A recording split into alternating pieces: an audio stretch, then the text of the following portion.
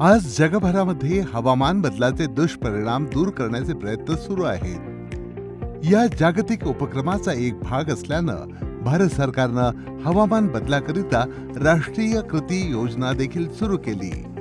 ऊर्जा कार्यक्षमता वाढवण्याचे राष्ट्रीय मिशन त्या कृती योजनेचा एक भाग आहे, ज्याची अंमलबजावणी ऊर्जा मंत्रालय आणि ब्युरो ऑफ एनर्जी एफिशियन्सी यांनी केली आहे। त्याच्या प्रमुख उपक्रमांपैकी एक म्हणजे परफॉर्मन्स अचिव्हमेंट अँड ट्रेडिंग किंवा पॅट, जे ऊर्जा केंद्रित उद्योगांची ऊर्जा कार्यक्षमता सुधारण्याकरिता डिझाईन केलेले आहे। योजनेअंतर्गत विशिष्ट उद्योगांना पुनर्निर्मिती आणि आधुनिकीकरणाद्वारे ऊर्जा कार्यक्षम करण्याकरिता प्रोत्साहन दिलं जातं आणि जर त्यांनी ऊर्जा कमी करण्याचे अधिक चांगले लक्ष्य निश्चित केले तर त्यांना ट्रेडेबल एनर्जी सेव्हिंग सर्टिफिकेट किंवा एसर्ट मिळतात, जेणेकरून ते लक्ष्य साध्य न करता येणारे युनिट शोधू शकतील आणि त्यांना दंड करण्याऐवजी लक्ष्य साध्य करण्याची संधी दिली जाते। Under PAT fertilizer sector has managed PAT अंतर्गत खत क्षेत्र या क्षेत्राद्वारे वापरल्या जाणाऱ्या ऊर्जेचा 95% पेक्षा जास्त शोषणात यशस्वी झाले। यातील सुमारे 99% ऊर्जा आधारित फीड स्टॉक मध्ये हलवण्यात आले, ज्यामुळे 1.2 दशलक्ष टनांपर्यंत CO2 उत्सर्जन कमी होण्यास मदत झाली आहे। पीएटी योजनेअंतर्गत 13 क्षेत्रांचा समावेश होतो। ॲल्युमिनियम, सिमेंट, क्लोर अल्कली, खते, लोह आणि स्टील, कागद आणि लगदा, औष्णिक ऊर्जा प्रकल्प, कापड, डिस्कॉम, रेल्वे, पेट्रोलियम रिफायनरीज, व्यावसायिक इमारती, हॉटेल्स आणि पेट्रोकेमिकल। पीएटी योजनेअंतर्गत येणाऱ्या प्रमुख क्षेत्रांपैकी एक म्हणजे खत निर्मिती उद्योग। जगातील 3ऱ्या क्रमांकाचा खतांचा उत्पादक देश म्हणून भारताचा जगातील उत्पादनामध्ये सुमारे 15% वाटा आहे। 2015-16 मध्ये भारताने 36 दशलक्ष टनापेक्षा जास्त खतांचं उत्पादन केलं आहे। 29 नामी ग्राहकांसह क्षेत्राला पहिल्या चक्रामध्ये 0.478 दशलक्ष टन तेलाच्या समतुल्य किंवा TOE ने ऊर्जा वापर कमी करण्याचे लक्ष देण्यात आले। क्षेत्राने उद्दिष्टापेक्षा 64% अधिक साध्य केले, ज्यामुळे 0.78 दशलक्ष टन इतकी ऊर्जा बचत झाली। याकरिता विविध ऊर्जा कार्यक्षमता आणि संबंधित उपायांमध्ये 9,100 कोटी रुपयांची गुंतवणूक करण्यात आली।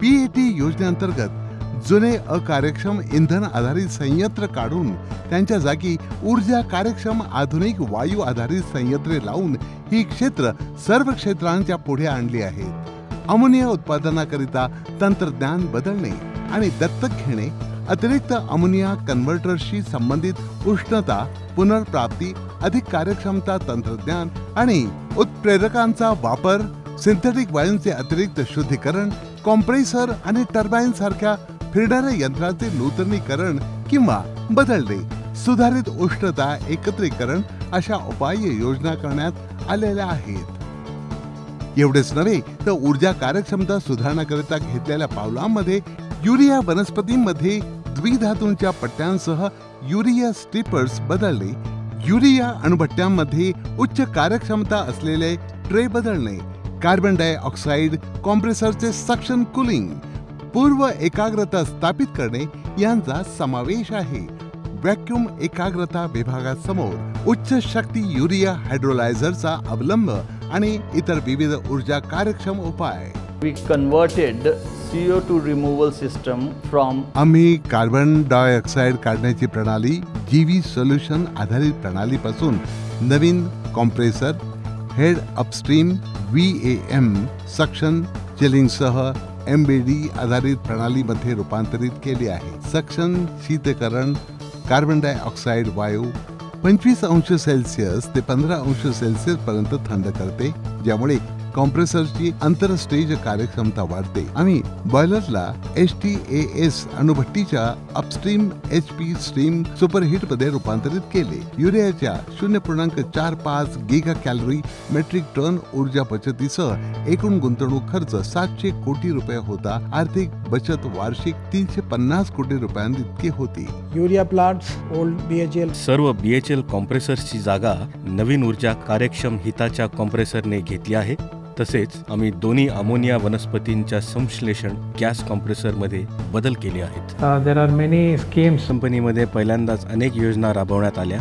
उदाहरणार्थ युरिया रिएक्टरमध्ये carbonate preheater, ammonia preheater, vacuum pre concentrator आणि डीप हायड्रोलिसिस आणि वर्टेक्स मिक्सचर युरिया रिएक्टरमध्ये उच्च कार्यक्षम ट्रेस आणि नवीनतम उपाय म्हणून लागू केले गेले आहे. हे मिश्रणातील दोन्ही कच्चा माल अत्यंत प्रभावी पद्धतीने सेटल करते. या मिश्रणाने तयार झालेले बुडबुडे अतिशय बारीक आकाराचे असतात, त्यामुळे दोन अणुभट्ट्यांमधील संपर्क क्षेत्र खूप जास्त असते. ते अधिक रूपांतरण आणि उत्तम कार्यक्षमता प्रदर्शित करतात. जर तुम्ही नफा विचारात घेऊन अंमलबजावणीची गुंतवणूक किंमत पाहिली तर ते 10 महिन्यांपेक्षा कमी आहे. With the help of technology suppliers, तंत्रज्ञान पुरवठादारांच्या मदतीने विविध ऊर्जा बचत योजना ओळखल्या गेल्या आहेत आणि आम्ही BEE मागणी पूर्ण करण्याच्या प्रक्रियेत आहोत, जे युरियाच्या प्रति मेटाटन 5.5 गिगा कॅलरीजपेक्षा कमी आहेत. या यशामुळे प्रोत्साहित होऊन